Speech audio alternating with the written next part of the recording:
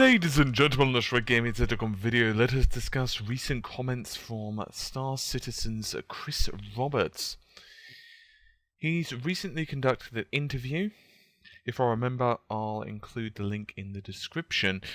And he's been discussing the Xbox One and the PlayStation 4. Gaming Bolt managed to get a few comments out of him, and he said, and I quote, it's fairly short, it's literally just a few lines, but still, I'm much happier with what they've done with the PS4 and Xbox One than what they did in the past. Basically, it's a PC and actually makes it a better solution for PC gamers. Now, a game built on the next-gen consoles is really just a PC game, and so I'm going to get these ports for powerful games that are dynamic technology in 7 years that still work on PC. But I think it's good, and certainly not as powerful as a really high-end gaming rig, but for the money you can't beat the value. Basically, Sony and Microsoft are selling at a cost, but I'm much happier with the newer consoles than the old ones. I'd say the Xbox One is sort of kind of a TV or non-gamey stuff, and the PS4 is a better gaming machine. And that was end quote. So, as I said, literally just a few lines. Now, I think there's a few things to take from this before everyone starts foaming at the mouth and yelling, PlayStation 4's best, Xbox One is the greatest. Remember, first of all, it's his opinion, right? And that's all there is to it in that respect. But I want to focus on a few points in particular. I agree that both consoles are basically a PC. I mean, if you look at the hardware specifications, they are pretty much a custom-built PC with some improvements in some areas and some weaknesses in others, right? The CPU, for example, and the GPUs are noticeably weaker. Memory on the PS4, unified, which is probably making development a little bit smoother.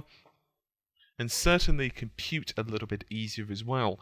But as he said, the basic premise for developers is that for the next several years, however long the consoles last, they can focus on, okay, well, you know what, if we release a game on the PS4 or the Xbox One, we can just upscale it, we can do whatever we need to do for the PC. It means that, in effect, we don't need to worry so much about creating multiple variants. And to be fair, Nvidia have stated this as well. It's one of the reasons that they're focused so much on the Tegra K1, which I'm sure some of you are familiar with. If not, you can either check out one of my articles or videos or whatever.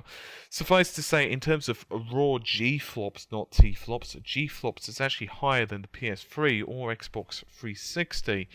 But obviously it does have some weaknesses there, predominantly in terms of ROPS and texture processing power, if memory serves correctly. And also I believe it has slightly less memory bandwidth, but it also has more memory, so it's a lot more memory total, so it's kind of trade-offs. But they're focusing on their thing, and development right now is becoming a lot more uniform. I'm doing a piece right now regarding Valve's dev days, and they've spoken a lot about VR, which Valve are really latching onto. They really like it. I'm still unsold, to be honest, about the VR situation, but that's a different topic.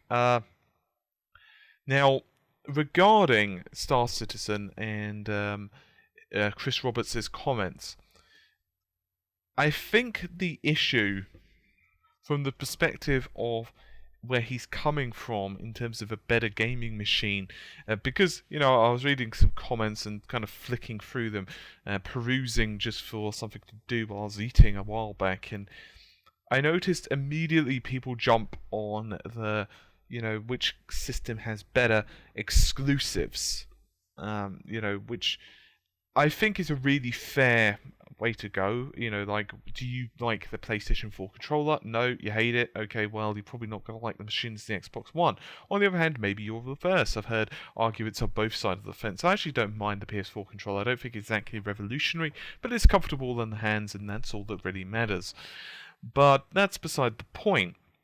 What I do think, however, is much more important from his perspective is which machine has more grunt. and which machine does he feel gives him more control. From what I'm reading, and from the comments made of various developers, obviously some of this is still under NDA, which is a problem, but the PS4 just has a more technical grunt, which at the end of the day is very important for games development. Does it mean that for us as gamers it's the worst machine? No, it doesn't. It means that, once again, you should just like whatever machine you like. Buy both if you can. If a PlayStation 4 happened to just crack on your foot and break it, then I imagine maybe you hate it a little bit, and therefore fine, don't buy it. But as I said, from this perspective, I'm not really. Basically, developers, whenever they say this, they piss off someone, because in this case, PlayStation owners are going to be like, yay! Xbox owners are going to be all raging. So as obviously, you're always going to piss off someone in this respect. But I think anyone who doesn't really acknowledge the fact that the Xbox One is the technically inferior console is somewhat deluding themselves now. It's just true. I think Microsoft have kind of given up on that battle. Sony, yep, they do. But honestly, it's not going to make a difference unless the games are significantly worse on the Xbox One. Unless they're bad games, people are still going to love it. People are still going to enjoy it. People are still going to enjoy the online service. And Xbox One is selling extremely well. So once again, this isn't anything to get upset about. I think it's just from the perspective of developer. So in terms of the raw performance of the machine. Anyway, I'm going to get going, and once again, I suggest anyone who doesn't want to get involved in the war finds their requisite fallout shelter and, settles in for a day or two. I'm going to see you soon, hopefully. Hopefully you also take care. Bye for now.